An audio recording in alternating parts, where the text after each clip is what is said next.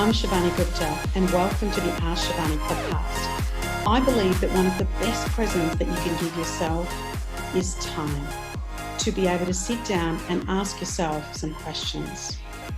I believe that the quality of the questions that you ask yourself will determine the quality of your life. Hello everyone, welcome to the Ask Shivani podcast. I am really excited to talk about something that sometimes isn't the most comfortable conversation to have.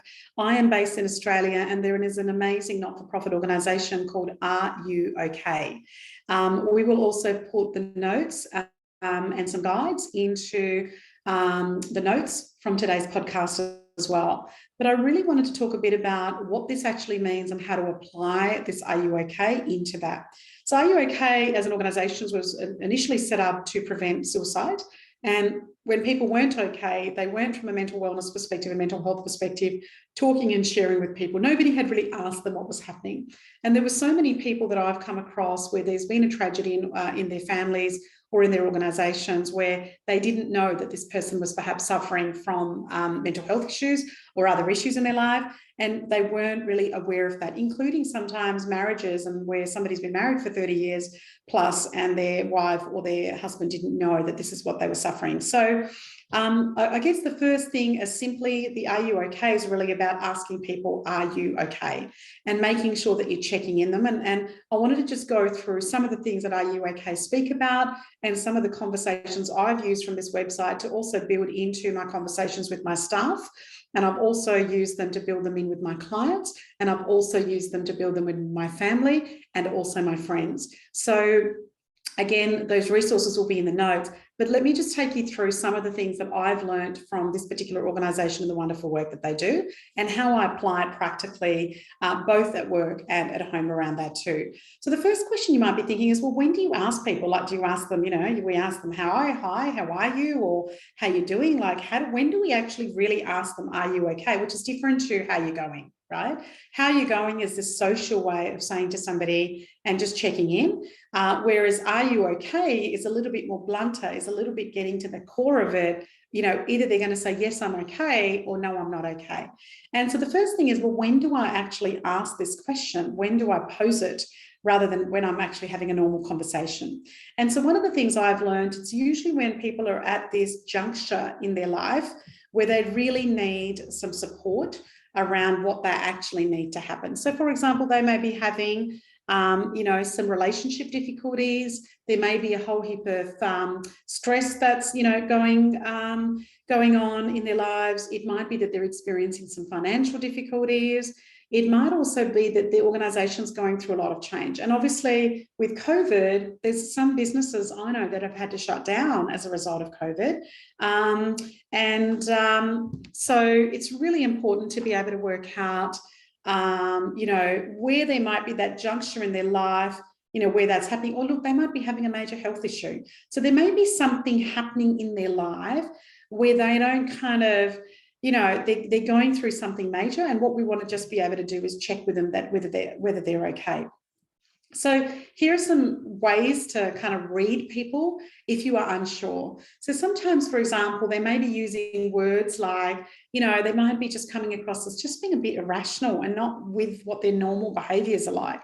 Sometimes it might be that they're putting themselves down a lot, saying, oh, I haven't done that well, and my partner's unhappy with me, and this is what's happened at work. Sometimes they might be feeling like that there's things out of their control, particularly might be COVID related, might be something that's completely out, or a child playing up in their family, something that's there. And for me, the big one that I've experienced myself, but also I've certainly experienced with other people, particularly some of my friendships, is where people are just feeling a bit disconnected and feeling a bit lonely. And so I know that there were times that I felt really lonely through the pandemic, where I'm trying to have my kids and do homeschooling. I'm then trying to run my teams. One of my businesses was shut down and we had still some very large payments that had to be made, and really worrying about the financial security for myself. But there was also this notion of feeling very lonely and not feeling very connected to people, and feeling like that the whole world was on my shoulders. And, was I going to stuff it up? While, was that going to really tip us over the edge financially?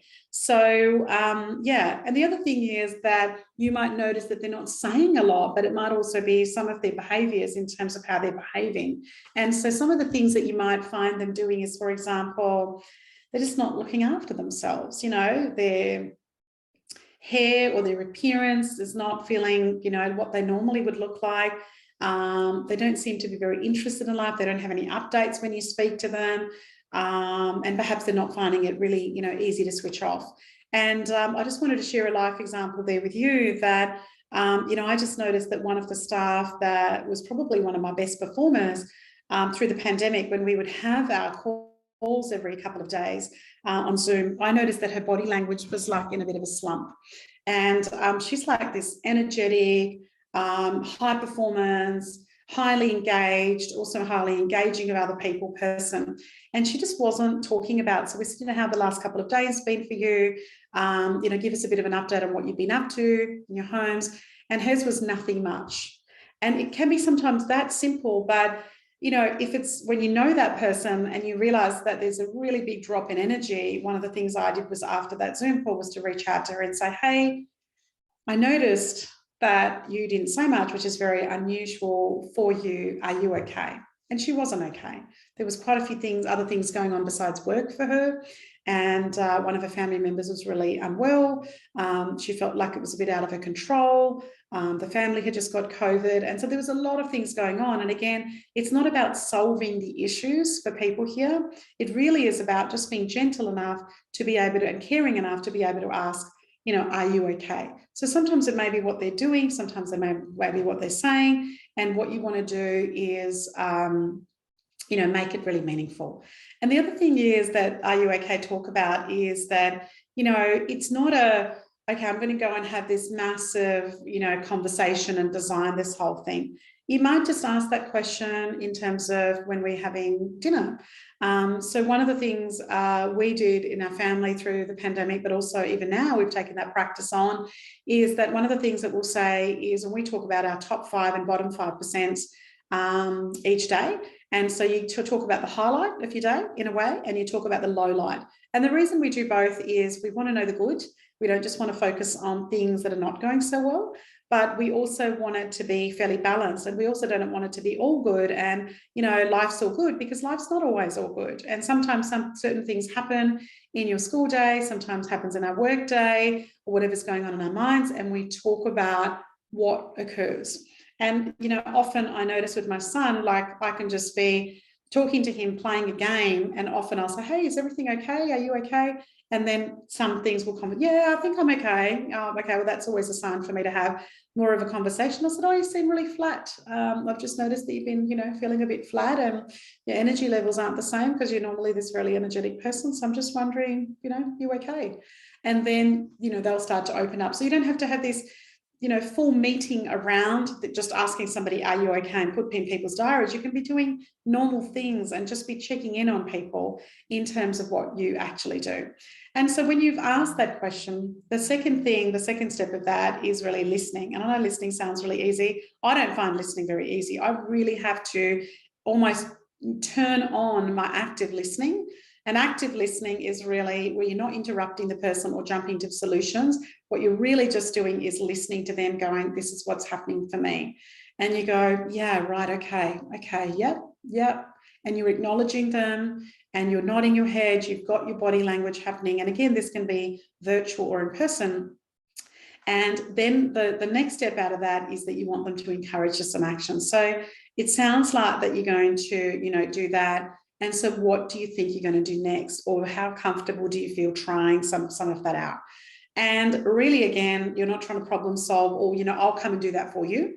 And then what you want to do at some point is be able to then check in and make sure that, you know, how they're going. Hey, you said you were going to, how's that going, mate? They're like, oh, no, I haven't done anything about it. Oh, that's unusual. It's not like you. So what's happening? Are you okay?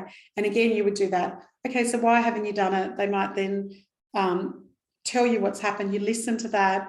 You know, you might then encourage them to take some action, and you do that. And sometimes what will happen is you'll actually ask that question and people don't want to talk. So you think you're coming from a really good place of intention. You're not trying to be nosy. You're just trying to be able to help them and they don't want to talk. And they go, yeah, I'm good. And they're like, are you sure? Like, I'm here if you want to chat. No, I'm all good.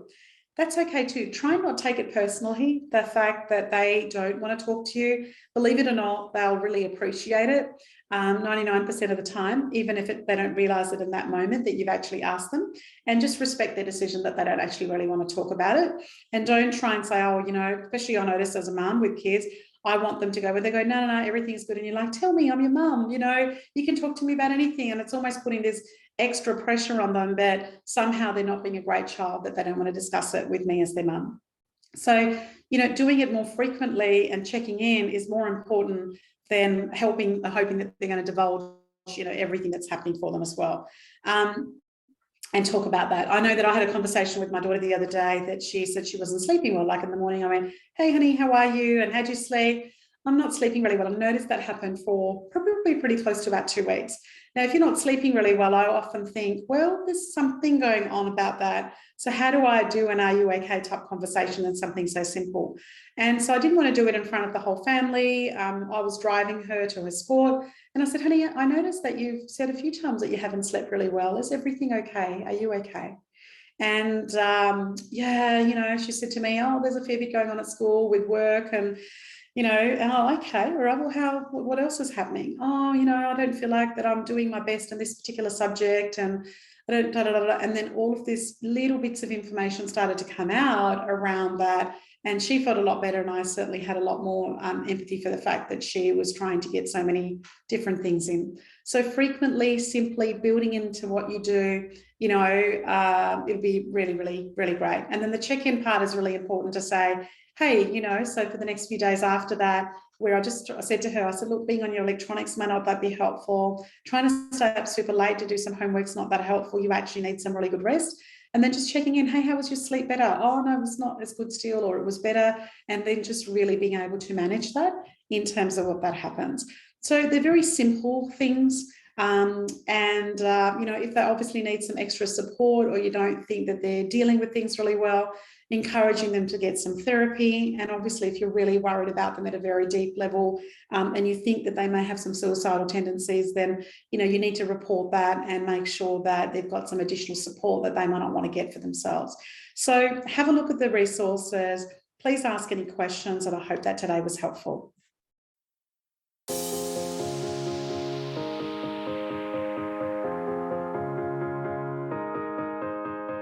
I'm Shivani Gupta, and you've been listening to the Ask Shivani podcast, where I got to ask some questions. Thank you so much for listening. Please follow Ask Shivani on Facebook, Instagram, and LinkedIn. And if you haven't done so, please go to the Apple podcast and subscribe, rate, and review this podcast. It would mean a lot. Thank you.